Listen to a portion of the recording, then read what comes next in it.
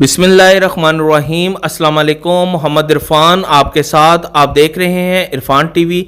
आज मुहर्रमुल हराम की बहुत ही स्पेशल रेसिपी आप लोगों के लिए लेकर आया हूँ। बस आप लोगों ने इसको मेरे तरीके के मुताबिक फॉलो करना है। मैं 10 केजी चिकन हलीम की रेसिपी लेकर आया हूँ। आप अपनी क्वांटिटी के मुताबिक 10 केजी से ज़्यादा और कम भी बहुत आसानी के साथ इसको घर में बना सकते हैं। बस आपने इसको मेरे तरीके के मुताबिक फॉलो करना है। जो स्टेप मैं आपको बताऊँगा उसके मुताबिक फॉलो कीजिएगा तो इंशाल्लाह आपकी ये रेसिपी बहुत ही आसानी के साथ आप इसको तैयार कर सकते हैं। तो चलते हैं हम अपनी रेसिपी की तरफ। जिन चीज़ों की ज़रूरत है उस साथ साथ नोट कर लीजिए। बिस्मिल्लाहिर्रहमानिर्रहीम। चिकन बोनलेस मैंने ली है 3 केजी और इसको अच्छी तरह वॉश करके मैंने छोटे टुकड़ों में काट लिया है।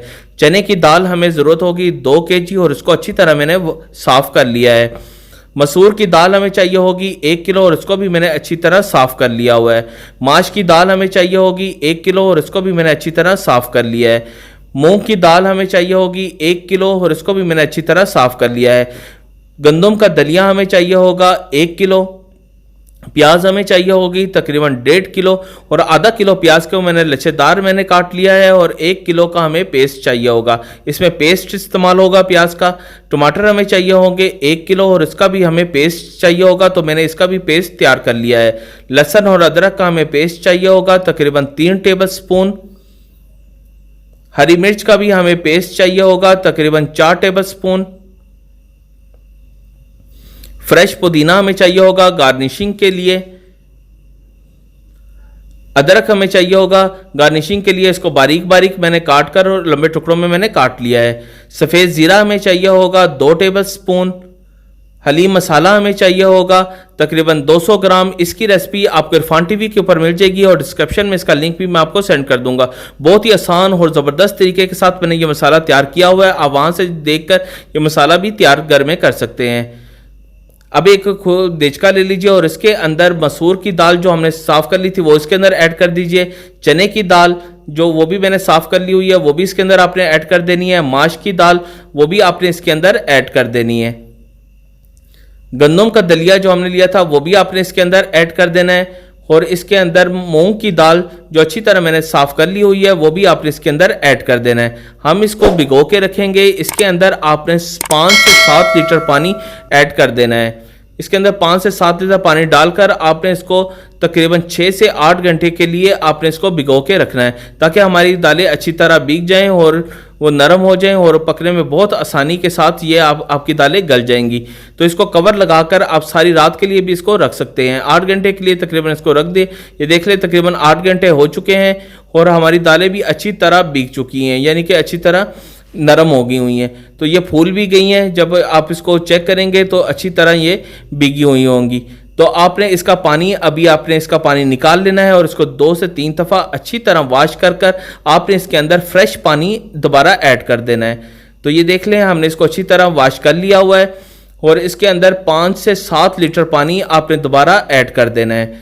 अभी हम इसको अच्छी तरह उबाल लेंगे। तो ये उबालने में बहुत ही आसानी होगी। इस तरह भीगी हुई दाल बहुत आसानी के साथ गल जाती है और बहुत आसानी के साथ इसका पेस्ट तैयार हो जाता है। तो इसके अंदर आपने 2 टेबल स्पून नमक ऐड कर देना है और 2 टेबल स्पून इसके अंदर हल्दी आपने ऐड कर देनी है।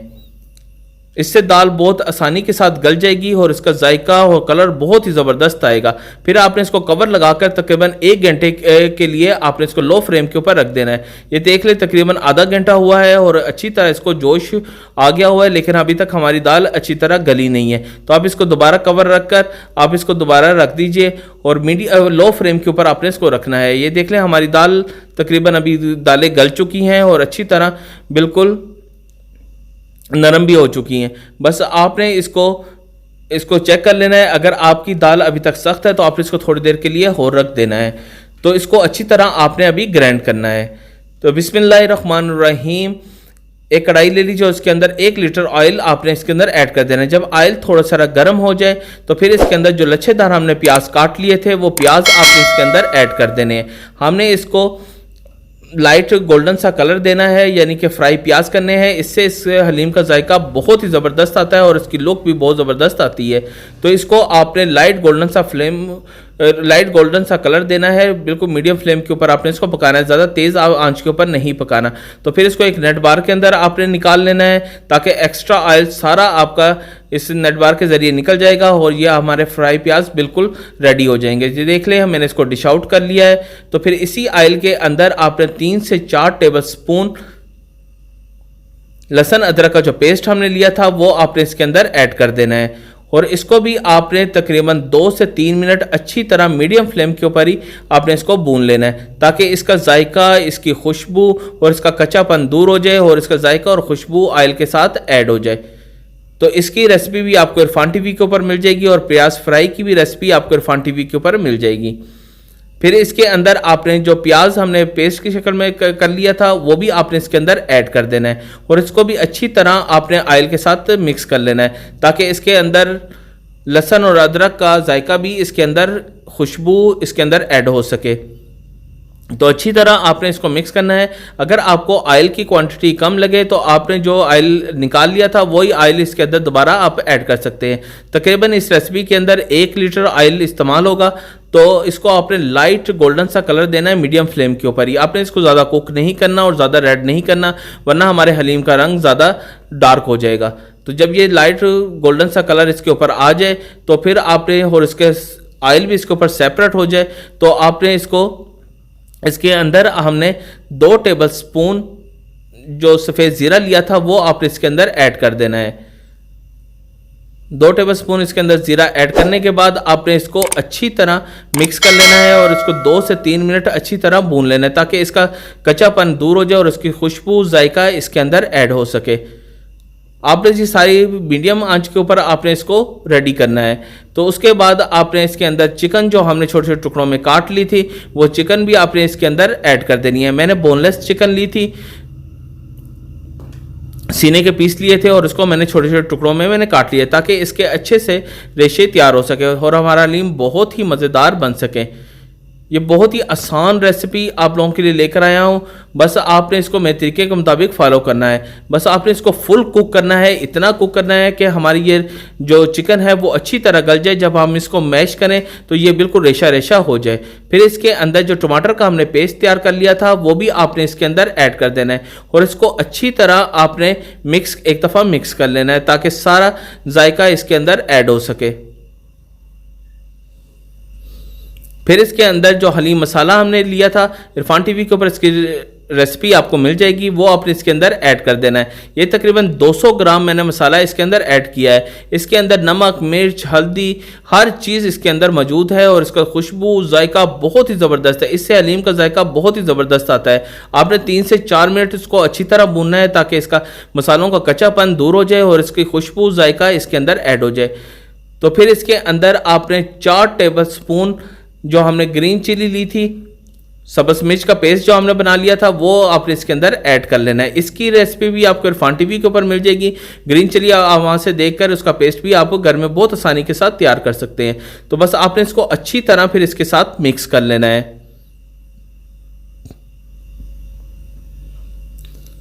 जितना अच्छा आप इसको भूनेंगे और उतना ही अच्छा हमारी रेसिपी का जायका आएगा। तो अच्छी तरह हमने इसको भून लेना है। जब ये अपना ऑयल सेपरेट करना शुरू हो जाए, यानी इसके ऊपर ऑयल आना शुरू हो जाए, तो इसका मतलब है हमारा ये चिकन कोरमा तकरीबन तैयार है। बस अभी हमने इसको, चिकन भी हमारी अच्छी तरह गल चुकी है। तो आपने इसको एक गोटा ले लेना है और गोटे के ज़रिए आपने इसको अच्छी तरह मैश कर लेना है। आप थोड़ा सा इसको गोटा चलाएंगे, हमारी चिकन बहुत अच्छी तरह गल चुकी है।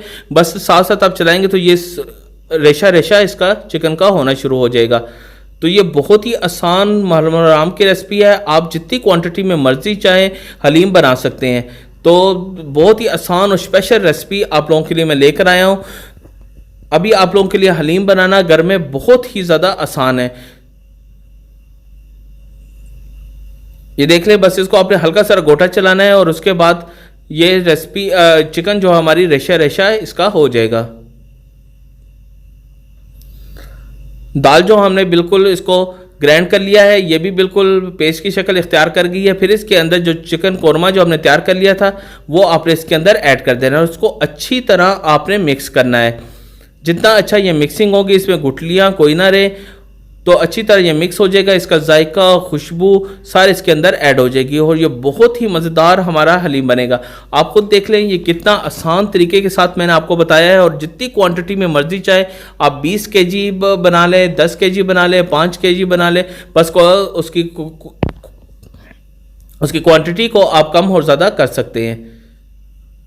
तो बहुत ही आसान तरीके के साथ आप इसको बना सकते हैं, बस आपने इसको मेरे तरीके के मुताबिक फॉलो करना है। तो ये देख लें बहुत ही ज़बरदस्त ये रेसिपी हमारी तैयार हो रही है। हमने इसको अच्छी तरह जोश देना है, जितना अच्छा इसको 2-3 दफ़ा जोश आ जाएगा हमारी रेसिपी उतनी ही ज़बरदस्त बन जाएगी। तो ये देख लें इसको एक दफ़ा उबाल आ चुका है, मैंने इसको फिर एक दफ़ा अच्छी तरह गोटे के साथ इसको मिक्स कर रहा हूँ ताकि हमारी ये रेसिपी बहुत ही ज़बरदस्त बने। ये देख लें इसके अंदर उबाल आना शुरू हो गया है अच्छी तरह, फिर दोबारा उबाल आ गया है। बस आपने इसको एक दफ़ा मिक्स करना है और इसका फ्लेम बंद करके आपने इसको डिश आउट कर लेना है। मैंने इसको लंगर के लिए ये हलीम बना रहा हूँ तो मैंने थोड़ा सा इसको पतला रखा है। आप अपनी ज़रूरत के मुताबिक इसको थिक भी कर सकते हैं, तो थोड़ी देर इसको ज़्यादा पका लें तो आपका ये थोड़ा सा थिक हो जाएगा। तो ये देख लें बिल्कुल ज़बरदस्त ये रेसिपी बिल्कुल रेडी है। इसको मैं डिश आउट कर रहा हूँ, तो इसको मैंने एक डोंगे के अंदर निकाल लिया है। अभी इसके अंदर जो तले हुए प्याज जो हमने फ्राई प्याज कर लिए थे वो इसके ऊपर ऐड कर लीजिए गार्निशिंग के तौर पर। और जो अदरक हमने बारीक बारीक काट लिया था वो भी गार्निशिंग के तौर पे इसके ऊपर आपने ऐड कर देना है। इसके ऊपर फ्रेश पुदीना वो भी आप इसके ऊपर थोड़ा सा ऐड कर दीजिए। और इसके साथ आप लेमन और चाट मसाला भी रख सकते हैं। अपनी ज़रूरत के मुताबिक कोई ज़्यादा स्पाइस खाते हैं तो इसके ऊपर चाट मसाला भी ऐड कर सकते हैं, इससे इसका टेस्ट और भी ज़्यादा बहुत ज़्यादा डेवलप हो जाता है। तो लेमन के साथ तो इसका जायका बहुत ही ज़बरदस्त आएगा। तो आप ये देख लें हमारी रेसिपी बिल्कुल रेडी है और बहुत ही ज़बरदस्त इसका कलर, जायका, खुशबू बहुत ही ज़बरदस्त आया है। और लंगर के लिए तो ये मैंने आपको कहा ये बहुत ही स्पेशल रेसिपी है। आप इसको ज़रूर एक दफ़ा ट्राई कीजिएगा और मुझे फीडबैक से ज़रूर बताइएगा कि आपने ये रेसिपी बनाई तो आपकी ये रेसिपी कैसी बनी। ये देख लें। और आपसे गुजारिश है अगर आपने अभी तक इरफान टीवी को सब्सक्राइब नहीं किया तो इरफान टीवी को सब्सक्राइब कर लीजिए और बेल आइकन का बटन को भी दबा दीजिए ताकि आने वाली रेसिपी सबसे पहले आपको मिलती रहे। और अपनी फीडबैक से ज़रूर बताइएगा। आपका सब्सक्राइब करना, लाइक करना और कमेंट्स करना हमारे लिए एक थोड़ा सा गिफ्ट होता है। इससे हमें आपकी पता चलता है कि आप हमें कितना देखते हैं और कितना हमें चाहते हैं। तो अभी मोहम्मद इरफान को इजाज़त दीजिए। अल्लाह हाफ़िज़।